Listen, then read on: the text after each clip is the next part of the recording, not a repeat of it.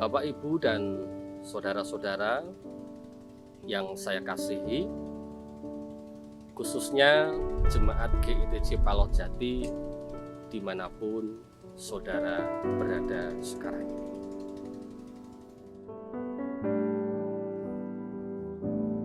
Penyesalan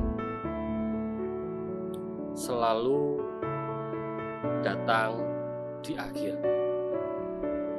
setelah segala sesuatu terjadi di dalam kehidupan kita. Biasanya orang menyesal itu karena menyadari bahwa apa yang dilakukan atau keputusan yang diambil itu keliru. Walaupun kadang-kadang sudah diingatkan oleh teman atau saudara atau orang-orang yang ada di kanan kirinya. Tetapi apa boleh buat kalau semua itu sudah terjadi? Hal inilah sebenarnya yang dapat kita lihat juga dari salah satu murid Yesus yang bernama Yudas. Yudas menyesal oleh karena dia telah menjual Tuhan Yesusnya. Hal itu dapat kita lihat dari Injil Matius pasal yang ke-26 ayat yang ke-15. Dikatakan demikian, ia berkata, "Apa yang hendak kamu berikan kepadaku, supaya aku menyerahkan dia kepadamu?" Mereka membayar 30 uang perak kepadanya. Lalu dilanjut di dalam Matius 27 ayat yang ketiga. Dikatakan juga demikian. Pada waktu Yudas yang menyerahkan dia melihat bahwa Yesus telah dijatuhi hukuman mati, menyesallah ia. Lalu ia mengembalikan uang yang ke-30 perak itu kepada imam-imam kepala dan tua-tua. Nah, dari ayat ini kita melihat satu, bagaimana Yudas telah melakukan kesalahan oleh karena dia telah menjual Yesus dengan 30 keping uang perak. Yang kedua, Yudas mulai menyesal ketika dia melihat dan tahu bahwa keputusan yang diambil itu keliru dan tidak benar. Ketika melihat Yesus ditangkap dan Yesus diadili, divonis hukuman mati, dia mulai sadar. Lalu disitulah Yudas mulai menyesal di hadapan Tuhan. Karena dia tahu bagaimana hukuman yang akan diterima oleh Yesus. Karena Yesus pada akhirnya peroleh penganiayaan yang luar biasa.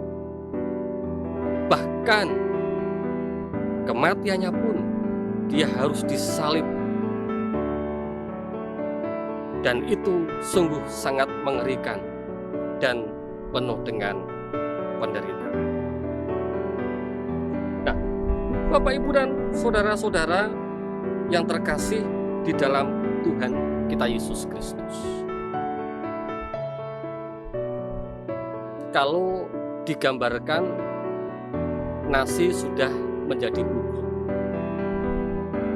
itu artinya keputusan yang telah diambil oleh Yudas untuk menjual Yesus itu sudah sangat fatal, yang pada akhirnya membuat Yesus mati. Karena penyesalan itulah kemudian dia sendiri terjatuh lalu mati, dan perutnya pecah dan isi perutnya keluar. Itu yang diceritakan di dalam kitab suci.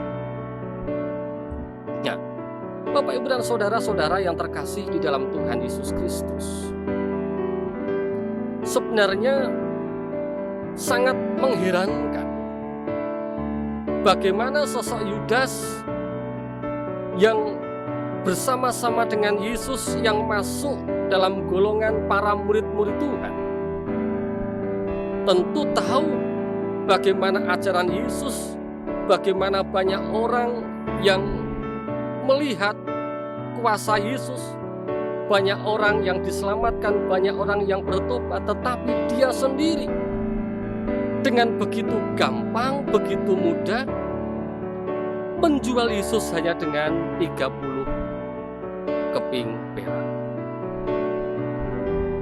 Dan kalau kita bandingkan dalam kehidupan orang-orang Kristen saat sekarang ini dan kita renung-renungkan, saya pun melihat bagaimana tidak sedikit orang-orang Kristen yang hidupnya itu seperti Yudas.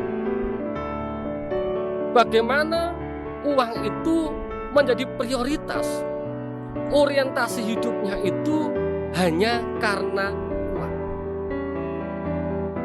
sehingga Yesus yang seharusnya disembah, Yesus yang seharusnya dimuliakan, itu dibuang begitu saja. Kita sering melihat bagaimana hanya karena jabatan banyak orang yang meletakkan imannya hanya karena pasangan hidup. Orang meninggalkan Tuhannya hanya dengan kekayaan, harta. Orang meninggalkan Tuhan Yesusnya, bahkan tidak sedikit Bapak, Ibu, dan Saudara, nama Yesus dan ayat-ayat kitab suci dijual begitu saja untuk memperkaya diri sendiri. Dan itu sangat menyedihkan ketika banyak terjadi di kalangan umat Tuhan sekarang ini. Oleh karena itu Bapak, Ibu, dan Saudara, ketika kita sadar akan hal itu, jangan kita mengambil keputusan yang keliru seperti Yudas. Tetapi mari kita tetap berpegang teguh kepada Tuhan Yesus. Yesus itulah yang akan menyelamatkan hidup kita. Dialah jalan keselamatan dan hidup. Dan harta duniawi tidak akan memberikan apa-apa kepada kita. Keselamatan juga tidak. Kebahagiaan juga tidak semua dapat dirasakan dengan harta. Karena ada sedikit orang yang berkelimangan harta, pada kenyataannya hidup penuh dengan berbagai macam penderitaan. Nah, oleh karena itu Bapak, Ibu, dan Saudara, ketika hal itu terjadi dalam diri kita saat sekarang ini, kita harus bertobat, kita harus berhenti, kita harus memandang Yesus, melihat Yesus, betapa berharganya, betapa mulianya Yesus yang layak kita sembah, yang layak kita puji.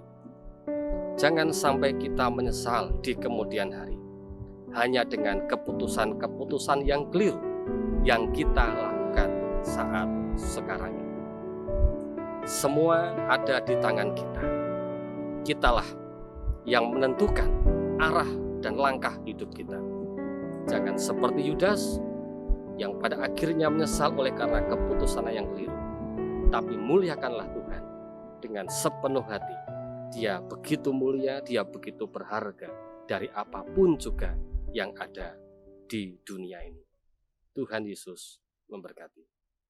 Amin.